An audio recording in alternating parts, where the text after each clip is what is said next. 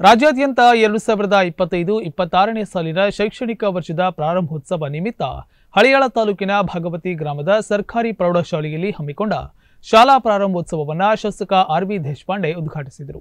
ಜ್ಯೋತಿ ಬೆಳಗಿಸುವುದರ ಮೂಲಕ ಶಾಲಾ ಪ್ರಾರಂಭೋತ್ಸವಕ್ಕೆ ಚಾಲನೆ ನೀಡಿ ಇಂದಿನಿಂದ ಹೊಸ ತರಗತಿಗಳಿಗೆ ಹೆಜ್ಜೆ ಇರಿಸಿದ ಎಲ್ಲ ವಿದ್ಯಾರ್ಥಿಗಳಿಗೆ ಶುಭ ಹಾರೈಸಿದರು.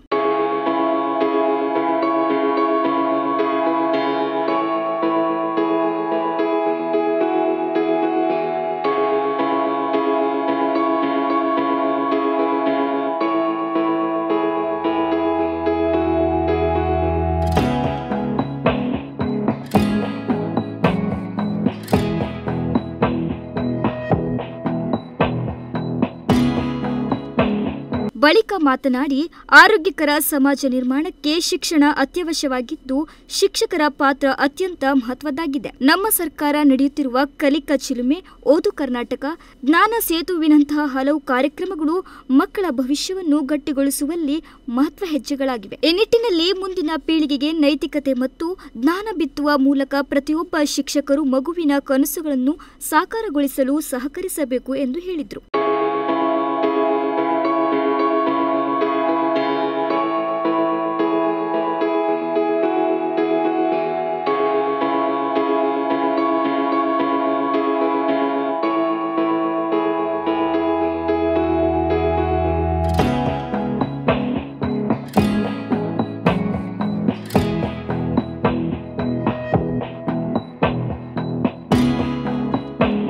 ಈ ವೇಳೆ ಕಾರ್ಯಕರ್ತರು, ಶಾಲಾ ಶಿಕ್ಷಕ ವೃಂದ, ಮಕ್ಕಳು ಹಾಗೂ ಇತರರು ಉಪಸ್ಥಿತರಿದ್ದರು. Nudisiri news desk, Honnavar.